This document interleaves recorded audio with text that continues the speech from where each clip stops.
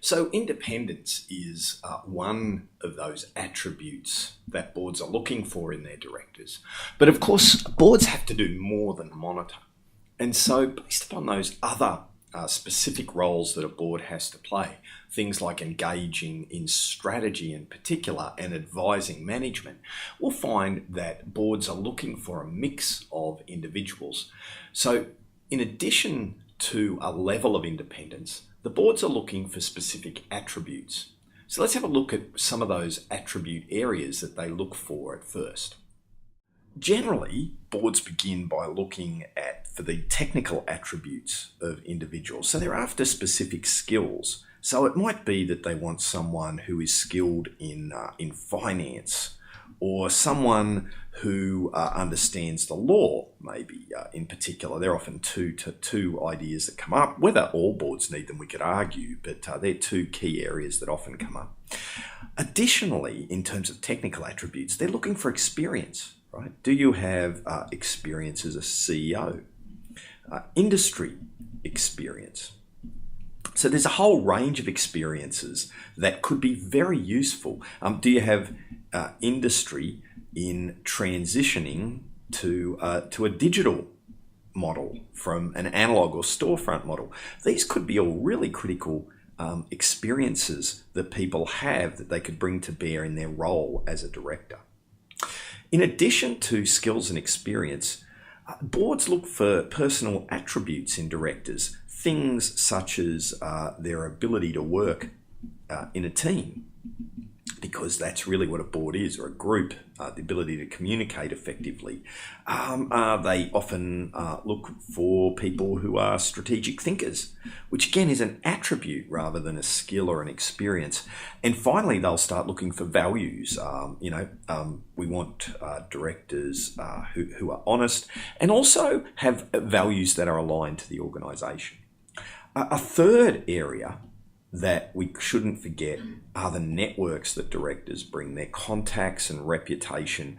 And we've already talked about the resource dependence role that the board can play, which makes things like networks very valuable to a board. So the way that boards often go about thinking about identifying the kinds of people they want to be a director is that they will often develop a skills matrix. So with a skills matrix, what the board will do is decide the attributes among the group that it's after. So it might be after some finance skills. What else have we got? Law, experience as a CEO, industry experience, strategic thinker, and let's just say honest. So there's just a very simple list that we're looking to have over the board. And then we've got Director A, Director B, Director C, Director D, etc. And they'll say, well, Mike has finance skills and some industry experience, strategic thinker, honest. Jill might be a lawyer, fairly new to the board, etc. and honest, not sure about the thinking skills. Reg is a former CEO in the industry, is a strategic thinker, honest. And June, she might be again another finance person who has some industry experience, strategic thinker, CEO. And so what then that can start to identify is there a particular gap? So we've got lots of industry experience, got a couple of finance. You probably don't need too much more law. Maybe we need another experienced CEO, or maybe there's an attribute not on here that we're after. And so we try and identify the particular attributes that we want people to bring.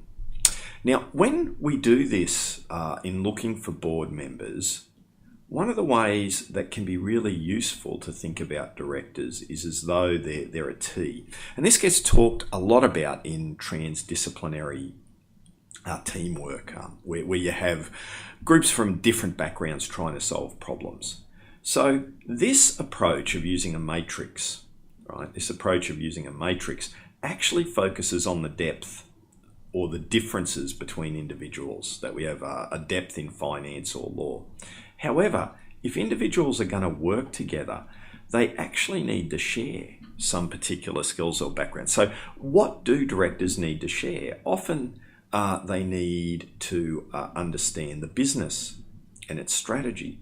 They need to understand the industry if they're going to contribute effectively as a director.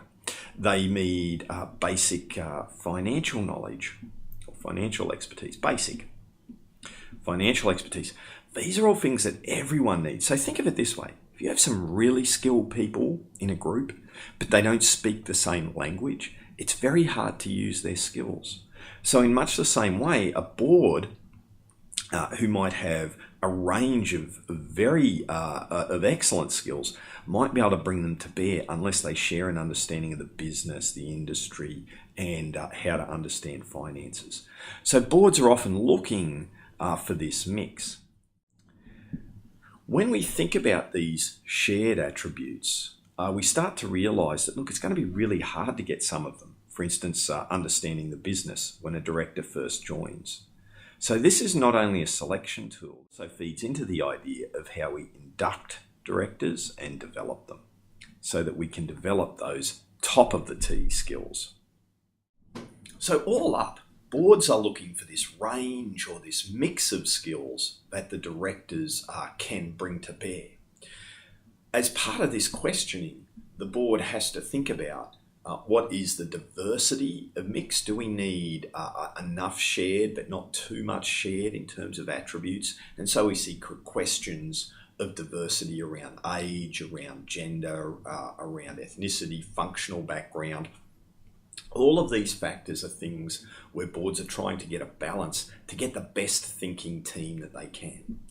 And of course, there's a trade-off between the size of the board and its practicality. So boards are looking to try and remain as small as possible while gathering the spectrum of skills that they need. Most boards are in the range of around 5 to 8. Not-for-profits tend to be a little bit larger, often because they have to engage with more stakeholders and access more resources. Larger organisations tend to have larger boards too because it's a more complex decision-making model, etc.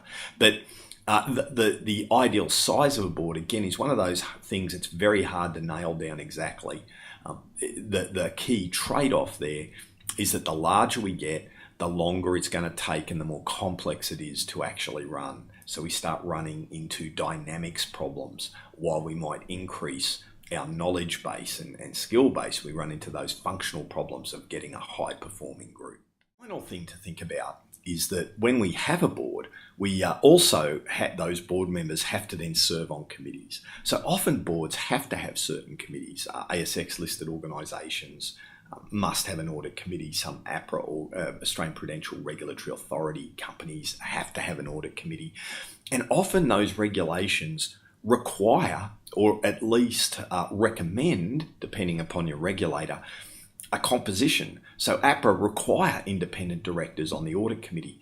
That means if we're going to meet that requirement, we have to have enough independent directors on the board. So the requirements of these committees start to intersect with the requirements of the board and the skill set that we need.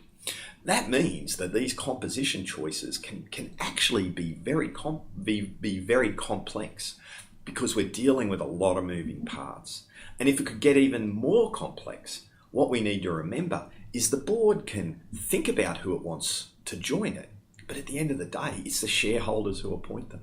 So depending upon the shareholding structure, the board might or might not have the ability to get the people who it actually needs. Some boards are comprised of people who are literally voted in by the members. And so there's no say over the composition. And in those instances, we have to look at other ways of accessing and tapping expertise to make the best decisions that we can. And to do that, we start looking at process and policy and the dynamics of the boardroom. So let's move on to that now.